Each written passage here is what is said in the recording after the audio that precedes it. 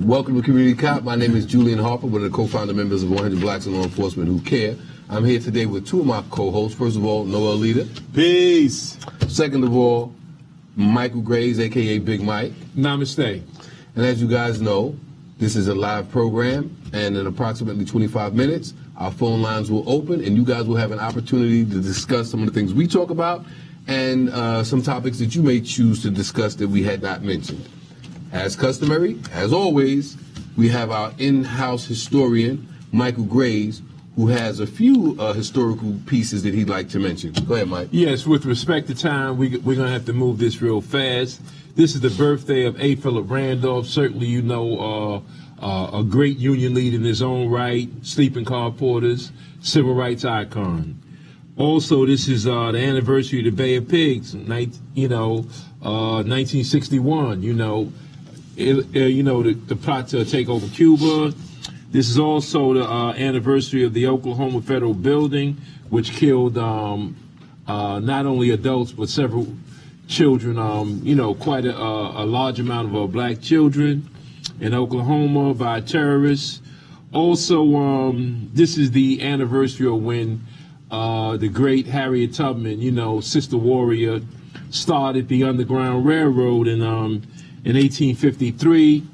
Also, last but not least, the thing that I will spend a moment on, with respect to time, this is the anniversary of three young sisters, all teenagers, who were driving a car. Deputy sheriffs chased them on the claim that the car was stolen, even though the car was just borrowed, it wasn't stolen.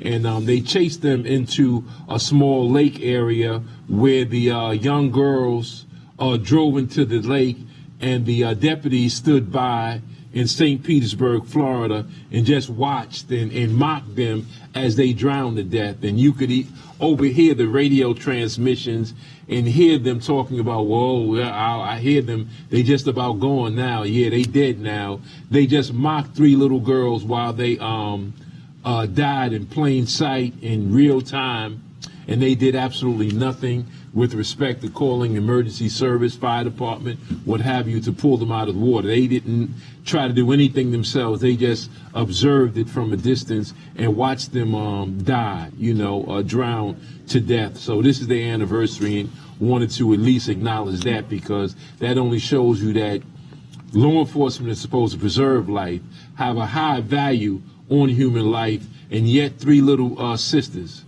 three young girls who borrowed the car from a guy, and went sort of joyriding of sorts. And it was the responsibility of those officers to stop their pursuit, because these three girls were too young to really handle the car, didn't know what they were doing, became just in the moment overexcited, and drove into a lake where they should have helped these three sisters, who were just all 15, 16 years old, and watched them outright die. And none of those officers were indicted. There was no further investigation to put those officers in jail. They should have lost their jobs and immediately been arrested. But that didn't happen. They were able to mock them, and it's just a tragedy of sorts. And instead of mentioning the anniversary of those other things that I mentioned, I thought that it would be germane to our community to mention the passing of three young girls who didn't even start their lives yet, who unnecessarily died because of a police chase that never should have happened. All right. It's definitely a tragic loss. When we talk about the loss of our children and our youth, and the lack of an appropriate response by law enforcement, people who we expect to put life over anything, allowed something like that just to occur. All right. Our first topic, the church burnings. I know it was mentioned last week, but there's been an arrest in those church burnings. Noel. Yes, a 21-year-old named Matthew Holden was the son of a St. Logy Parish sheriff deputy, was arrested for these church burnings, to the shock of some, not to all, that he was related to an officer, a member of the service, a police officer, a law enforcement officer.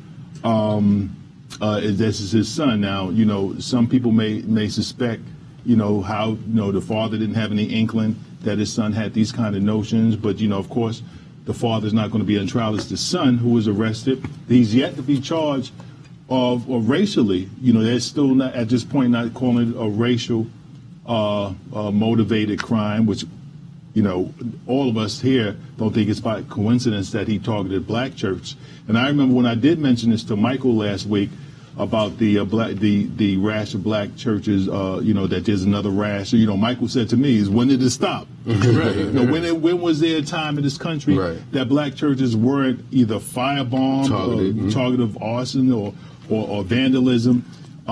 Since 1956, more than 90 black churches have been the target of bombing or arson or vandalism. And of course, we know the Ku Klux Klan bombing of the 16th Street Baptist Church, where 3 sisters were killed. And of course, we also, 4 sisters were killed, excuse me. And then, of course, we know about the Dylan Roof making his entry into a church and murdering, cold-blooded, murdering members of the Emmanuel African Methodist Episcopal Church. And then of late, in 2018, there was George Bush, who was charged with killing 2 black seniors in a Louisville, Kentucky supermarket. But he initiated his attack by trying to enter into a church. He was observed trying to enter in church where he, of course, intended to do damage. So the black church have been the target of these terroristic attacks infinitum. Ever since the United States of America has been in the United States of America. So as Michael stated, this is not a new rash of church bombings. This is some of the same old, as I stated. Over 90 black churches have been the target of these attacks. So fortunately, this individual has been arrested. We believe that he should be charged with a racially motivated crime, which of course adds additional time to a sentence. This is a terrorist act. He should be charged with terrorism. Because that, historically, that was the motivation of targeting the black church. So, we'll see. But, fortunately, he was arrested when he was. Now, I think you were very thorough, Noel, but a couple of things that I'm going to change my commentary based on some things you said. For one thing, the reason why you said 3 girls instead of 4 is because it happened in 1963. Mm-hmm. So the numbers kind of threw you off. It was 1963. But it was 4 girls who were killed in Birmingham. Now, there has always been, as Noel pointed out, church bombings or church burnings. The two has gone back and forth, but these things have happened, and Noel even threw in church murders. Massacres, let's say, that occurred. So the 3 have always been in play, and I'm glad you pointed out the very person who went to that supermarket but started out at the church, but there were no victims in the church, and the church doors were locked. Consequently, he went to the supermarket and started what he did. So that should be pointed out. Now, with respect to the being the son of a deputy, that's not strange. And if it's true that the rock doesn't fall too far from the tree, then the fruit. Right. Well, I'm saying the rock because I have a suspicion that it's germane that he's law enforcement, and it's germane that what sheriffs, because he's a deputy to the sheriff, and I know the history of sheriffs, especially in the South, and this occurred in the South. So they have, and I'm saying rock because it's a foundation piece with respect to white supremacy. Sheriffs, most people always look at mayors and they look at Southern governors because they were much more vocal and verbose, and the bellicosity that came out of governors and mayors would draw you attention to them. But the underlying mischief maker and was the one who shed more blood than all of them were the sheriffs. They were the ones that behind the scenes did all the dirty work, whether it was Mary Turner, in Georgia, or so many other real heinous cases, civil rights workers, what have you. It was the sheriffs.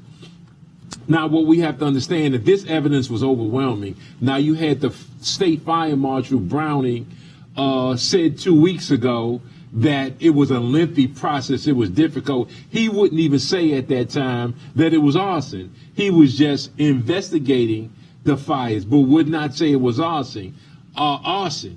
Now that it's clear that it's arson, and it all it was so eerily similar, it all came from the same person. Now you have digital evidence from this person to show that this was a pattern from Matthews.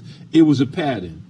And with the digital information, you see that he had first in his cell phone photos and videos of all three fires in his cell phone. He even superimposed himself in these videos, and he claimed responsibility in the videos. There was a 10-second video of Matthews talking about the fires before they even started. So they have the chief suspect. It's pretty obvious that he was involved. My concern with it now, the other thing, it has been now, Noel, considered a hate crime. Mm-hmm. However, he has not been characterized, as you pointed out, a terrorist. Why is that so important that he hasn't been characterized as a terrorist? Because if you classify him as a terrorist, a domestic terrorist, now you're going to look into his associates, his friends, his family, whatever organizations and networks he might be affiliated with. They don't want to open a can of worms, especially starting with his father. Consequently, this is why they will call it a hate crime. They will view him as a lone wolf, as they did with Dylan Roof and so many others. They will call them automatically, without the value of an investigation. They will call them lone wolves, because now you can preclude a real interdictive investigation into their background, which will cause a web and bring a whole host of other people into it. So they're not going to do that. They're just going to consider him a lone wolf. They're going to consider it a hate crime. However, they will not call it a terrorist act. Therefore, it will not be the extensive federal investigation or even a statewide level investigation as to who his affiliates are. And that's strategic. That's what they do with white folks. They will not classify them as terrorists. That's why Comey didn't classify Dylan Roof as a terrorist when he was the director of the FBI. And that's not accidental. That is with purpose and intent, that they do not classify him as a terrorist. Well, one of the things, Noel, that you talked about, his father and his relationship, did he know his son was involved in these type of activities? Now, it was reported that this young man, that this person had Facebook pages attached to white supremacist groups, to other groups that were involved in white supremacy and so forth. So he has a background, for lack of a better term, or a history in involving himself in white supremacists and what's the other word I'm looking for? White supremacists and white. Well, let me leave it at that. White supremacist groups. If I find it hard to believe, and I'm not saying that it's in fact the case, that his father didn't know or maybe even have some kind of influence on his thought process, on his lack of respect for either the black church or whatever it is. I just can't see that him and his father are just so distant in a relationship or of knowing each other that he didn't have either any influence or that wasn't at least aware of some of his son's positions relative to white supremacy. Mm-hmm.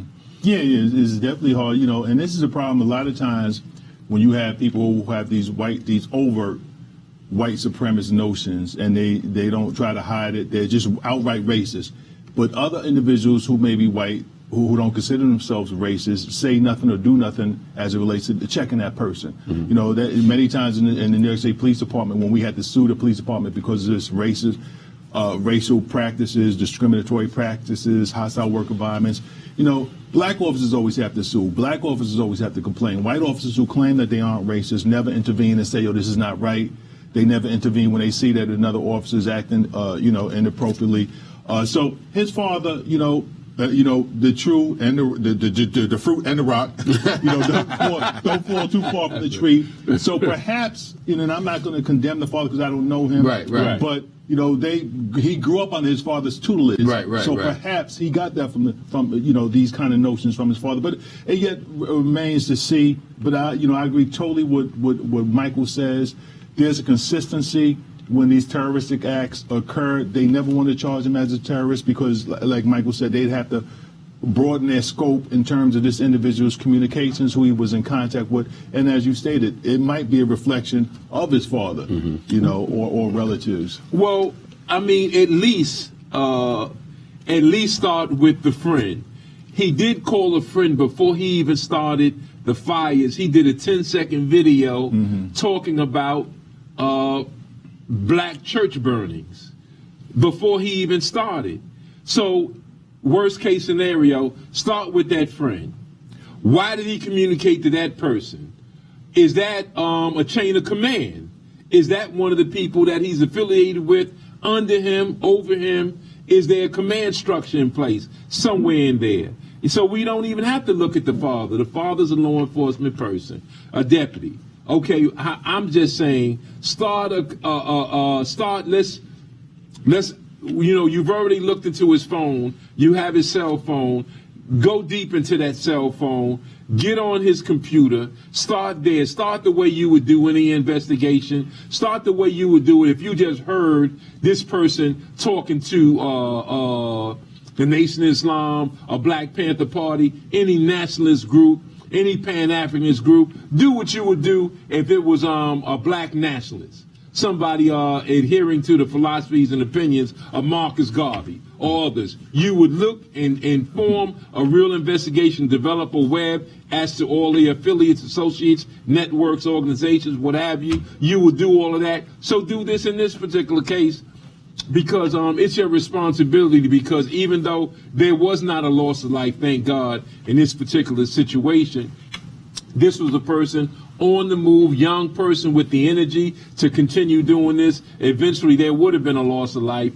So you should do yourself proud as a state, Louisiana, with your ugly history of killing black folks ad nauseum and massacres and the like. You should at least try to eradicate some of that history by doing the right thing, which would be to find out how deep a level of white supremacy is he involved with, and these known organizations that are there in Louisiana that do these kind of things. And we could all bet our last bottom dollar that had this been a Muslim who firebombed a church or a synagogue, it would have been called a terrorist act right off the cuff. Right, that's correct.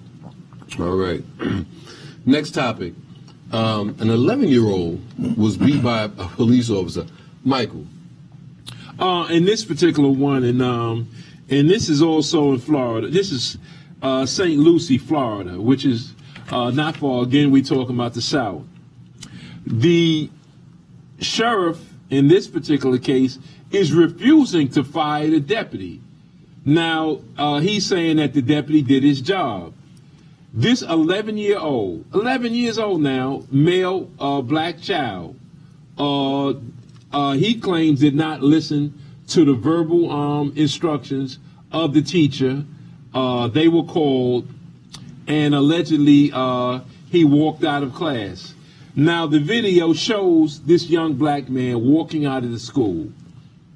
That in itself is not a crime. Let's be for real. 11 years old, in the 6th grade.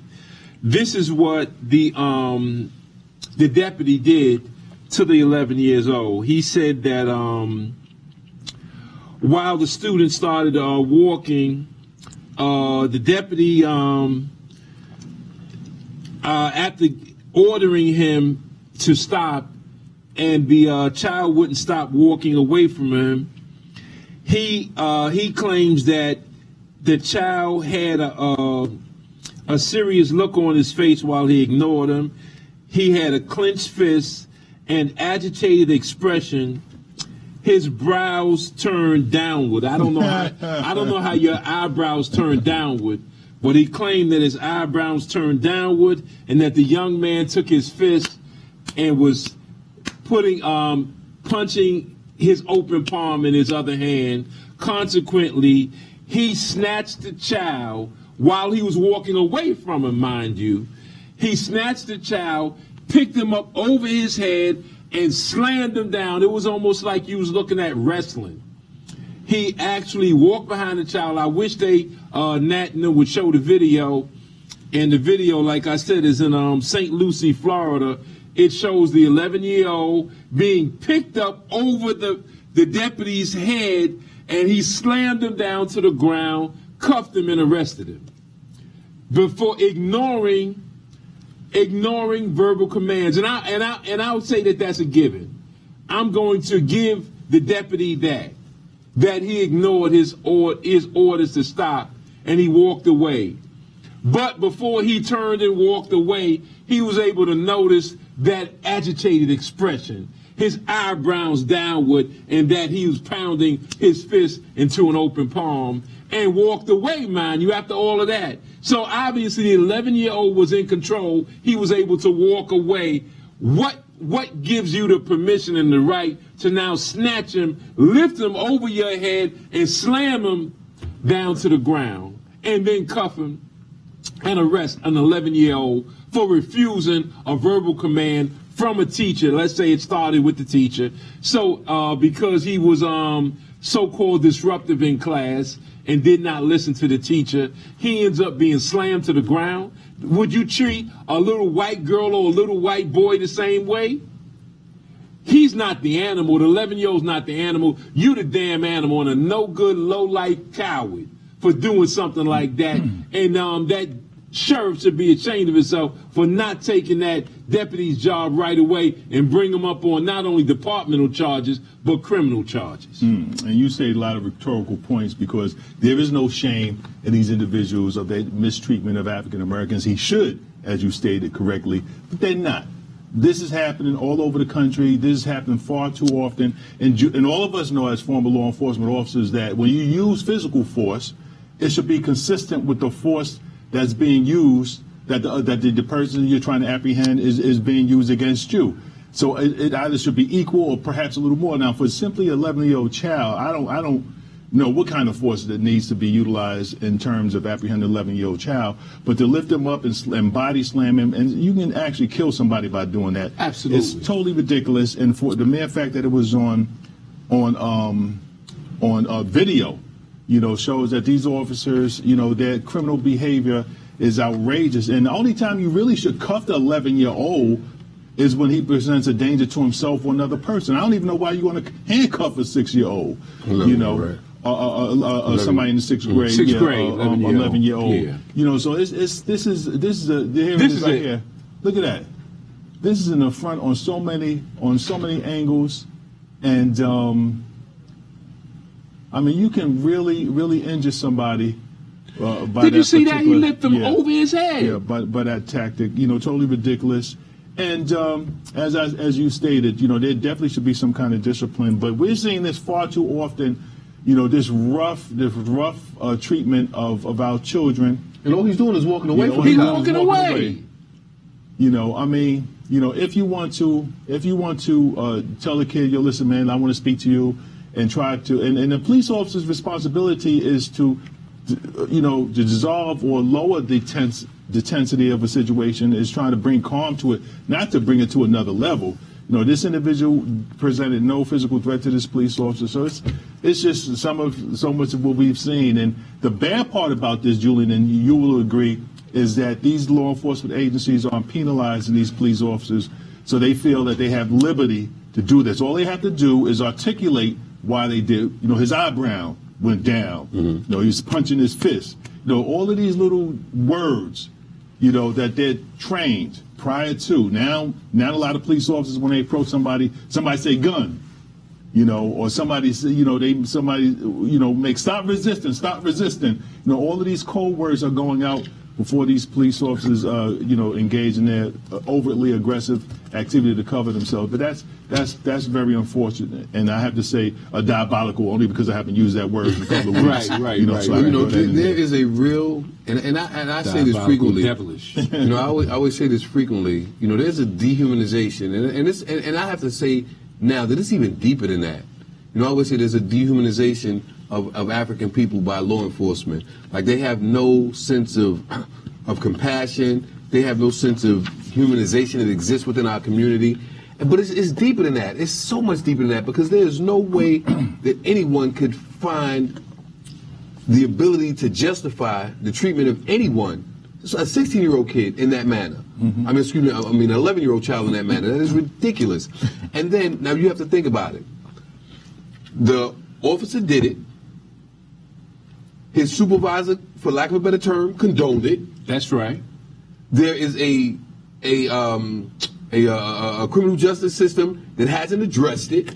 So, this is a broad scope of a failure, a dehumanization, a overly criminalization, a lack of respect of our community, of our children, of our seeds. This is ridiculous. Mm-hmm. So, and I always say this, we really have to revisit our response. We have to revisit our response on the attacks on African people.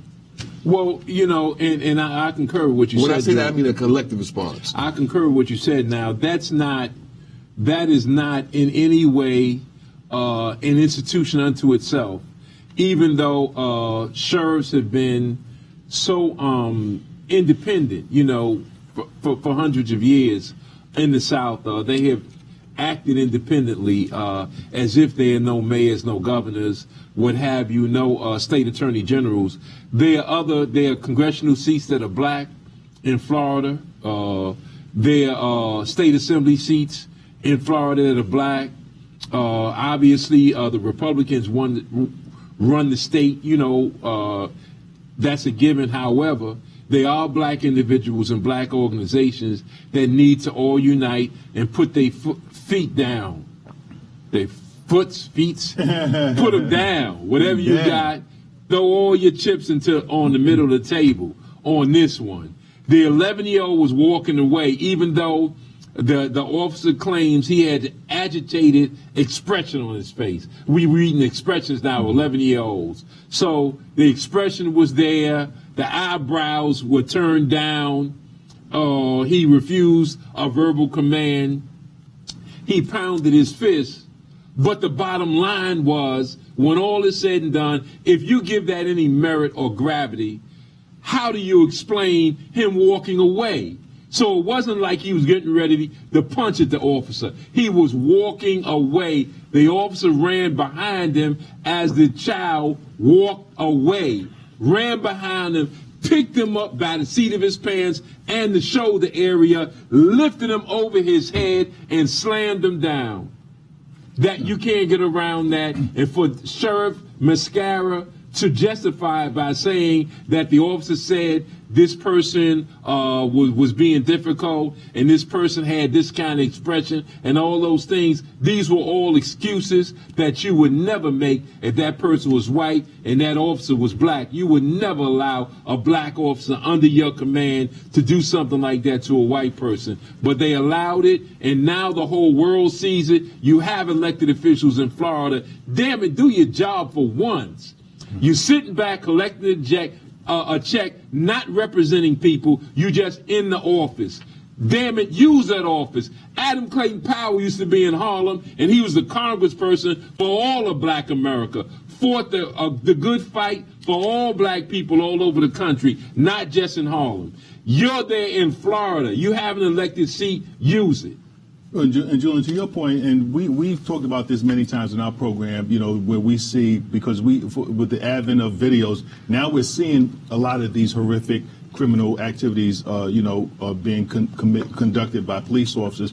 But in a very real sense, we have to stop romanticizing the role of police officers. Police officers have always been this aggressive. And when you look at the formation of these powerful individuals that had the authority to stop. You talk about since slavery. That's right. When they were assigned to they can approach any black man who was off the plantation and ask him, where are you doing? Where are you going? You had to have a pass. Right. You had to have identification, else they lock you up. After slavery, after Reconstruction, or during Reconstruction, they used to arrest blacks if you were unemployed. They used to return you back to the plantation to work. It was against the law to be unemployed at the time. Then after that, we always knew that many police officers were members of the Ku Klux Klan all over over the country. Police officers have always been members of the Klan, has always been members of anti-black organizations. And then after that, during the 60s, you know, police officers would beat and assault and murder black people just for wanting to vote, just for wanting to register to vote. It was police officers. Agencies all around the country, all throughout the South and some periods of the North, were involved in assaulting blacks just for attempting to evoke their rights. And then we had the COINTELPRO in the 60s and 70s, where law enforcement agencies throughout the country were murdering blacks, arresting blacks falsely, trumped up charges. Then we have Stop Questioning Fish. So, brothers and sisters, what I'm saying is that this friction, this animosity, this hatred for members of our community has always existed. And we can romanticize about police officers, look at their shiny uniform, their shiny buttons, but they have a very dark history as it relates to African Americans, members in the African American communities. And we've long said that it's time for our legislatures, because they not only write laws, but they should enforce laws, that we have a look at law enforcement agencies throughout this country today, because they're killing us, they're assaulting us, they're abusing us, and when it's on video and they're getting away with it. So, you know, we cannot have these individuals walk through our community with so much power, so much authority, and it's unchecked. You know, we just say, oh, man, that's very unfortunate, then we move on. There needs to be a national forum on law enforcement in this country in 2019. Well, you know what? I mean, you're 100% right. We're running out of time because we have a couple of more topics. But one thing that I wanted to say relative to what you said, you know, I've been watching the media as it relates to politics, just general. Mm-hmm. And, you know, there's a lot of new people that are in Congress. Right. Who have different positions. When I say positions, I mean either they're standing for the Muslim community, or they're standing for a Hispanic community, or they're standing for the gay community. Right. And these people are staunch in their positions. They're standing strong and fighting. I mean, there's a real rift in Congress right now because some people are taking really staunch positions for the community that they believe elected them and that they represent. That is not happening in our community. Exactly. We are being failed by elected officials who are supposed to be standing in a position, a staunch position, to address these horrific attacks that occur in our community. So, you know, one day I want to have a real discussion on our politicians and how they're failing us, because I want people to take a look at some of the elected officials that are being attacked now by other members of Congress, but they're still standing staunch in their position and trying to or attempting to represent their community. Well, we do have one. Cory Booker did say that he would cut off his right hand if members of the black community was disrespected and not represented. He did say that he'd rather see his hand. Oh, wait a minute. I thought he said Jewish community. Oh, wait a minute. He said that for the Jewish community. Oh, I'm bad. I'm sorry, Michael. Go ahead. Well, let me just say real quickly. Is he Jewish? No, he's African American. Okay. Oh, my bad. Well, let me just say quickly with respect to time, I'm so glad, Noel, that you brought up convict leasing, because that was ignored from the abolition of slavery. So you're talking about from 1865 all the way to the 1930s. So you're talking about a 65, 70-year process that went on, that was ignored, that went on in North Carolina, South Carolina, Mississippi, Alabama, Georgia, Tennessee. All of these places did convict leasing, which means you could be arrested without the commission of a crime. They ask you, where do you work? You say you don't work, you get locked up. Even if you do say you work, you get locked up. Guess what? If they catch you outside, they're going to lock you up. And once they lock you up, and so state governments ignored it, but just as importantly, the federal government ignored it. Organizations like the NAACP went to presidents, whether it was Roosevelt, Wilson, and all these other presidents, they ignored it. The first president to ever address convict leasing and took steps to abolish it was Franklin Delano Roosevelt, the best president of the last century. He was the first one to, because the onus was on him. All the other federal governments ignored it, and convict leasing is the shame of law enforcement, because obviously they arrested people without the commission of a crime. All right. Black people. Callers, I apologize for the delay. First caller, welcome to Community Cop. Where you calling from? Quick question or comment. Peace and power, family. Okay, where you calling from, caller? One of the kings from the lands of Kings County. All right, go ahead. All right. This is a question for Mike and Noel. If I throw a boot up in the air, will it come back down? Inside joke. Mahotep, brother, Mahotep. Listen. That's a personal joke. Brother, you. The UNIA, one of the Garveyites, the remnants of Bobby is doing a 400-year back to Ghana in August. I don't know if you brothers know that. 400 years. This is the year. The other thing I want to say, make sure you, tomorrow is Brother Vernon Wells' born day. Make sure you call him tomorrow. Yes, Wish sir. him a happy birthday. Yes, sir.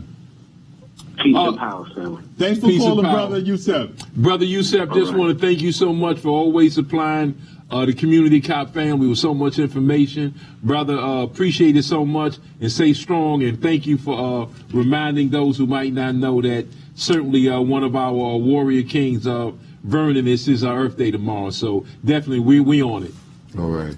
Peace and power, family. Peace, All right. Okay, brother. Take care, brother. Next caller. Welcome to Community Cop. Where you calling from? Quick question or comment? Brother Mike, Noel, and Harper, Uncle Sonny, how y'all doing? All right, brother, Dave, how you how you doing? Good. Talking about the cracker that was burning up the churches and setting the churches on fire, and his father, the position of his father. And when it comes to white these crackers, when they do shit-ups in their own environment, they do back up. They do go to their computers and stuff and bring about a history of their family and friends. And I reflect on George Zimmerman, whose father is a higher position. And when he called the police station, the cops told him not to follow George Zimmerman. Not to follow Trayvon Martin. Because of his father's position, he was found now guilty in murdering our little brother, Trayvon Martin. That's right. Last but not least, with these harassment of these cops on us, it is sad. And Mike, I said this before, I'm going to have to say it again. I know we talk about the politicians, but I believe that black and brown police officers, when we are harassed like this, brother, they should come and stand with us, brother. It's time for us to turn to each other. We cannot do white people's business and don't turn for ourselves. Just like us who are in the armed forces, we got to turn. We got to stop running with white people. We got to stop being afraid. If the brother took a knee, if 40% of the brothers who took a knee on the football field, he would still have his job. But some is fear in us. I don't understand it, but I just don't understand. How can I patrol whitey and don't patrol my people? We got to stand up for each other. Politicians, this as well. Well, brother, all those words you used were right, but the Honorable Elijah Muhammad said the same thing in 4 words.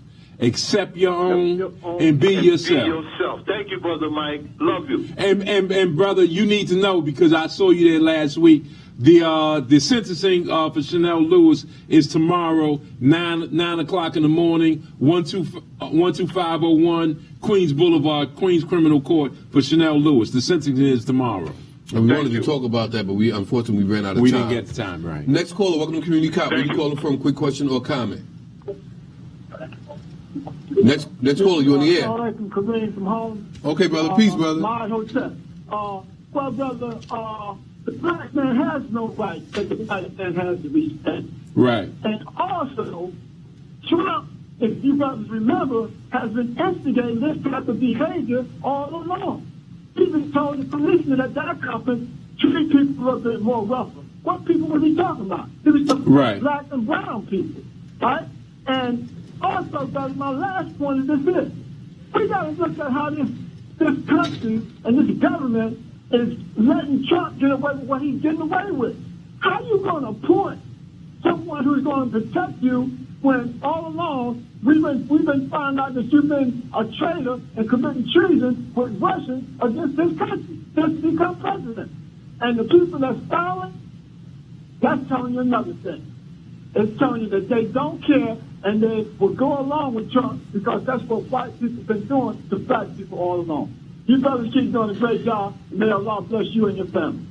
Thank you, brother. And you're right that the president did say that, told law enforcement to get rougher, and the inference was to get rougher with black people.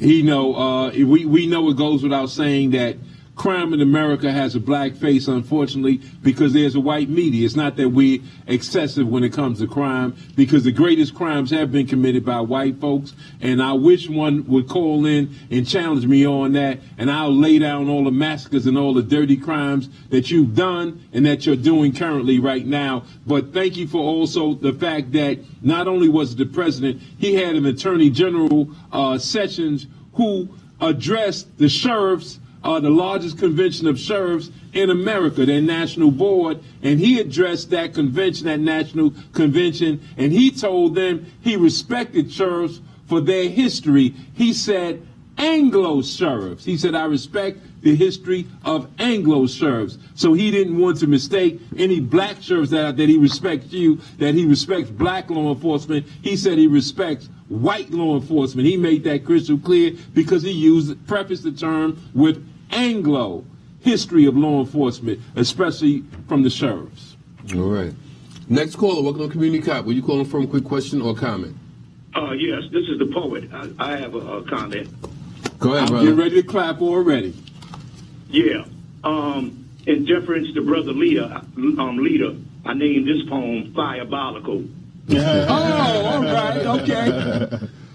Chances are that raging fires, with all their might and will, cannot topple the awesome pyramids that we, the black men, build. The majestic structures that seen from space, with all their awesomeness, are traffic signs for celestial minds and shall ever, ever bless. Yet cathedrals burn in distant lands where they ignore the deadly flames of churches burned in the land of slaves who were given white men's names. But more than this, a woeful bliss where crosses burn each day, where children of a mighty God use caution as they pray. Alas, the living God exclaimed, I am but who I am. Fear not the fires, nor the flames. I'm your shepherd, and you're my lamb. Peace. All right, brother. Thank you, brother. Sir. Thank you, Yes, brother. sir.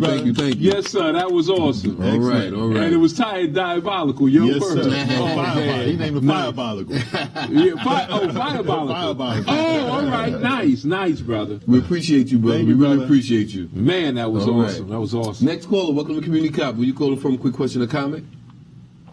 How you doing, brothers? How you doing? I don't Okay. know how I can come on after that, but I know. I was just in Cuba. You were speaking about the Bay of Pigs. I don't know if a lot of people know, but Fidel had the best spy network in the world, and they tried to kill him many more times than we know. Right. I also got a chance to speak with some of them people. They think all of us hate Cubans. I try to explain to them that black people love Fidel, especially when he came to Harlem and he wouldn't stay downtown with the white folks. That's right. Man with Malcolm. Yes, I sir. thought I would see Noah Leader and Harper in the grocery store because they always helping people and I always run into them in somebody's country. Y'all Yes, sir. awesome, brothers. Yes, sir. And for the record, brother, it's good that you brought us up on Cuba because the same thing is recurring now in Venezuela. Yes, sir. Where the United States is attempting to usurp the authority of the Venezuelan population. people. First they tried to do it with President Chavez, now with Maduro. But the people aren't falling for it. That's why thus far he's been able to withstand the European onslaught. Now they're trying to choke his country financially by all of these sanctions and not doing business, and they holding his gold money. But hopefully the Venezuelan people will say, we'd rather be poor and free as opposed to having a couple of trinklets and be a slave That's right. to Europe and the United States of America. Because that's what the United States wants to do. They want to re-enter Venezuela to take over their natural resources. Then once again, the people will suffer. Viva Cuba, viva Venezuela. Nice. And it is so important that there has to be a collective response to these aggressions by the West on these.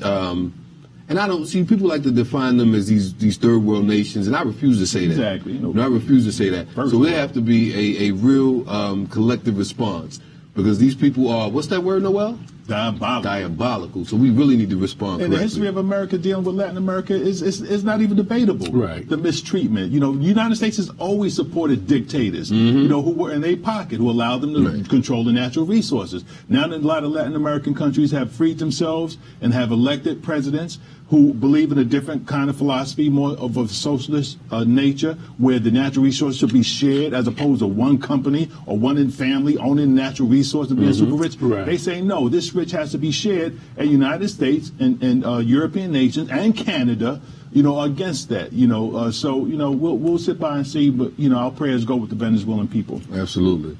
Next caller, welcome to Community Cop. Where you calling from? Quick question or comment? Go ahead, next caller. You on the air? Hey. I'm sorry. Go ahead. Yes. Can you hear me? Yeah. Where you calling from? I'm calling from Manhattan. Okay. Quick question or You know, comment? I appreciate everything that y'all laid out from top to bottom. This is ridiculous. And if they show stuff like this cop picking up this child and taught, if I see this thing every day on TV, I can never. It's never enough. It's just ridiculous. And I don't want to, I don't even think they show this on the regular programming, right? This story, how old is this story? Happened last week. Yeah, last week. Hello? Yeah, it happened last week. Hello? It happened last week? Yeah. Hello? Yes. Go to the next yes. caller. This is ridiculous. I'm sorry. It's something got to be done about this. This can't continue. If you didn't show this, I would have never known. Because I don't watch this. I watch M&M more than I watch what I'm paying for. So you see where I'm going with this?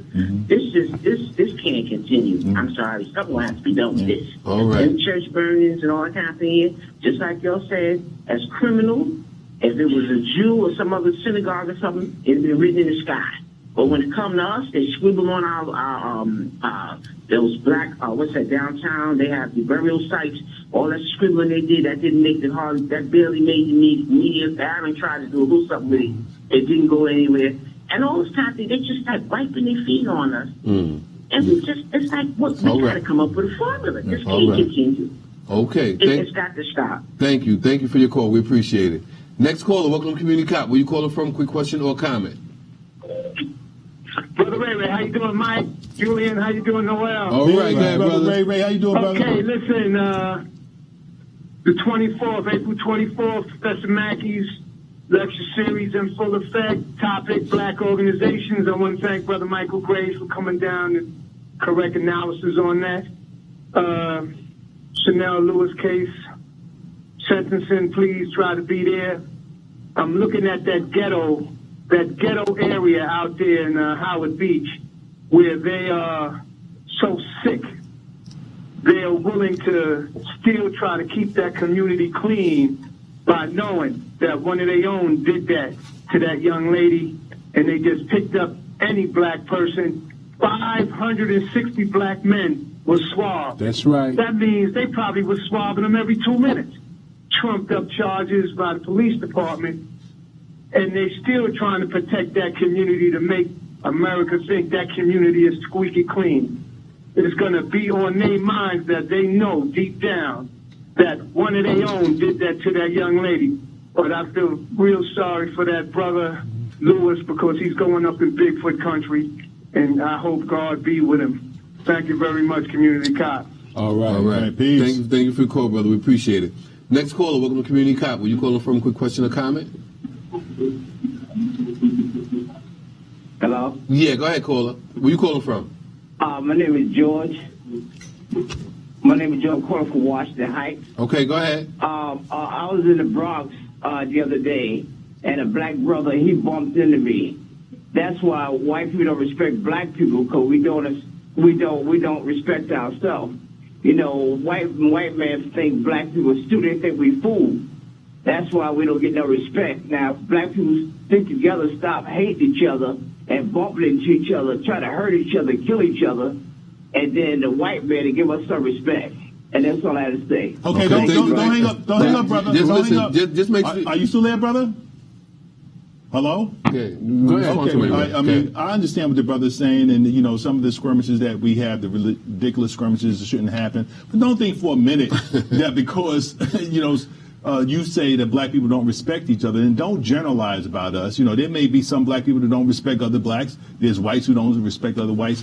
But Martin Luther King didn't disrespect black people; they hated him. If you look at the '60s, the SNCC, the Cause, when you look at some of our leaders, Marcus Garvey, they didn't like Marcus Garvey. He loved black people. Malcolm X loved black people. Honorable Elijah Muhammad, Louis Farrakhan loved black people. Don't disrespect black people. They hate him. So your analysis is incorrect. I understand what you're saying, but don't think that if we love each other and if we respect each other, that those folks are going to love us too. No, sir. No, sir. Historically, that's historically inaccurate. It has nothing to do with you swagging your pants. It has nothing with you selling drugs. For the last 100 years, before there was even a valid crack in the black community, they hated you. They hated you when they brought you here. So that hate is real, and it's not based on any of the things that you mentioned, even though I understand what you're saying, but your analysis is inaccurate, so of course your conclusion is going to be wrong. Right. Well, I understand, brother, your emotions, and certainly I know what it is when two people don't know each other. There are undercurrents that are going on with two black people bump into each other that don't know each other. And since I've been an adult and have understood that, I apologize to the black man I bump into, whether he bumped into me or I bumped into him, whether it's a shoulder, chest, whether it's light or whether it's a hard bump. I apologize. If I bump into somebody, step on somebody's foot, or they step on mine, I'm the first one to say, excuse me, I'm sorry. You know, I do that. I do that as a practice, and I will continue to do that because you don't know what's on people's mind. Those are all indicators of bigger problems. Those are things that happen in so-called the so-called ghetto.